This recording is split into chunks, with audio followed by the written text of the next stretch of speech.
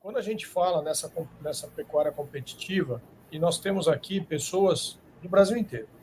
Então, eu sempre tomo cuidado, nós tomamos o cuidado, eu tenho certeza que você tem a mesma linha, de que não existe algumas coisas que a gente possa falar que você copia e cola para regiões diferentes. Então, o que seria essa pecuária competitiva? É explorar ao máximo o que aquele ambiente permite. Mas, independente desse ambiente, todos os biomas têm a presença de daninhas. Né? Eu queria fazer um breve comentário para ti, eu queria essa sua argumentação, que é o seguinte: ser competitivo pode ser que o cara saiu de 0,3 o ar e foi para 0,8 e aquele ambiente permite isso, e o cara está sendo top. Provavelmente essa relação por hectare entre o que ele gasta e o que ele vai receber é super lucrativa. E está tudo certo.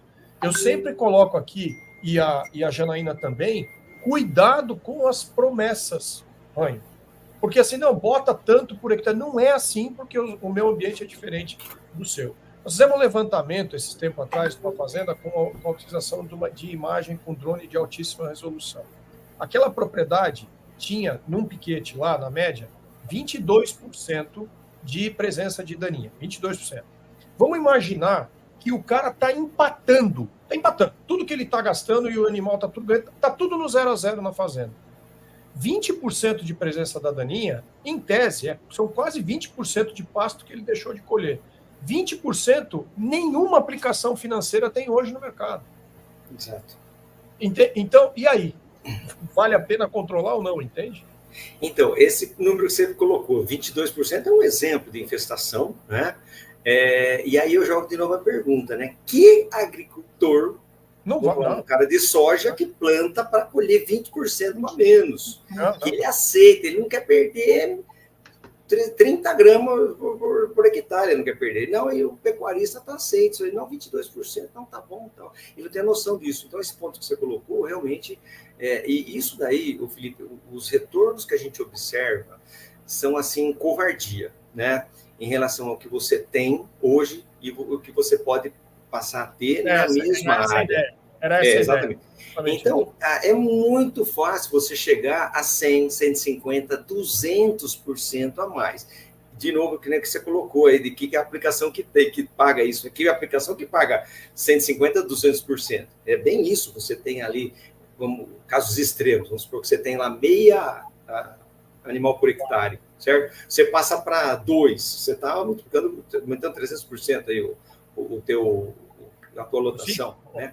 Então, isso é muito fácil. Então, o pecuarista não tem essa noção. Aí tem o seguinte ponto também, o Felipe e Janaína. Essa pressão de outras oportunidades financeiras que o dono da área tem, vamos falar que não seja qualquer atividade, né? Uma coisa é quando o pecuarista comprava terras a 500, a 100, 200, 500 dólares o hectare. Certo? Aí você ia propor um tratamento para ele que, vamos supor, que custasse 100 dólares. Você está louco, com 20% aqui, eu compro outra fazenda do lado, né? Então, agora, o pecuarista que fez isso, ele estava errado? Ele estava certíssimo. A questão de oportunidade, ele podia comprar terra barata e aumentar a sua produtividade, aumentar a sua produção, comprando mais área.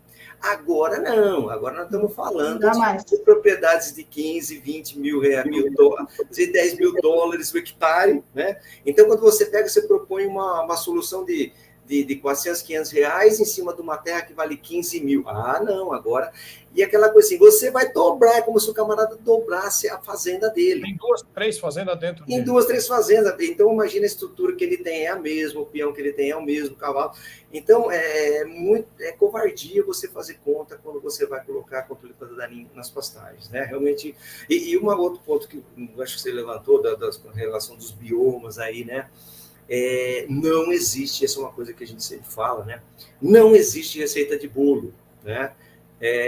Cada local, cada pasto, dentro de uma mesma propriedade rural, você tem um piquete, você tem uma necessidade de uma solução, você tem na mesma outro canto da fazenda, você precisa da outra solução, né? Então, não tem, os biomas têm, assim, espécies, imagina a quantidade de espécies que tem, invasoras, né? E aí, aliás, invasora é um termo que eu não gosto de usar, eu usei agora. Então, isso era uma coisa que a gente teve junto. Janaína, é bem legal isso aí. Plantas invasoras e plantas daninhas, né? Tá exatamente. E está no livro. Porque o termo planta invasora é aquela que invadiu. Então, a planta daninha da pastagem, ela é uma planta local. Algumas vezes ela foi introduzida por diversos fatores, tal, mas de forma geral é uma planta local, adaptada muito bem. Nós colocamos a pastagem que veio de uma outro continente, de outro continente. Uma zona de bioma em clima, de uma savana africana em clímax, e nós introduzimos essa planta aqui. Então, no ambiente, o pasto é a invasora, né? Então, aí a gente usa o termo planta daninha, isso inclusive é aceito, é acordado, né, há muitos anos já, até pela Sociedade Brasileira da Ciência das Plantas Daninhas, que justamente define esse termo de forma mais adequada. Você vê, um exemplo bem grosseiro, assim, uma planta de milho numa lavoura de soja, ela é uma planta daninha. Porque você quer soja lá, você não quer milho, né? Então, uma planta de extremo interesse agrícola, ali no lugar errado, ela passa a ser daninha, né? Então, o desafio que a gente tem em pastagem no Brasil é muito grande, porque nós temos essas diversidades gigantescas. Então, normalmente, nos biomas, você pega, por exemplo, o Bolsão, no Mato Grosso do Sul, você tem uma característica, você tem lá uma meia dúzia de plantas lá que predominam, uma mais, outra mesmo em outro lugar. Você vai para o Pantanal, você anda 500 quilômetros lá para chegar lá em Miranda, Bodoquena e tal, você já tem outro perfil de plantas, e assim vai. No norte do Mato Grosso, você tem outros, no Nordeste, você tem outros, inclusive no Nordeste, a gente inverte inverno com verão, né? Então, e plantas, e aí tem plantas que aparecem no Brasil todo, essa é outra coisa interessante que a gente está falando. Existem plantas que distribuem no Brasil todo e elas têm nomes vulgares diferentes. Isso é uma complicação.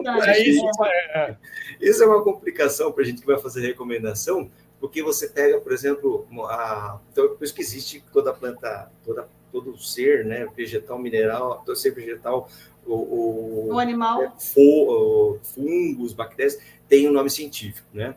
Então, as plantas daninhas também têm seu nome científico. Então, um exemplo de nome científico, a Cenobitusifolia, o fedegoso branco. O fedegoso branco, na maior parte do Brasil, no sul e tal. No Nordeste, ela chama mata-pasto, né? Mata-pasto, para nós aqui no sul, é outra, né? É planta rasteira. Então, é muito importante, quem trabalha com planta daninha também, ter um mínimo de noção desses nomes científicos aí para uniformizar, vamos dizer assim, a informação e a recomendação, né?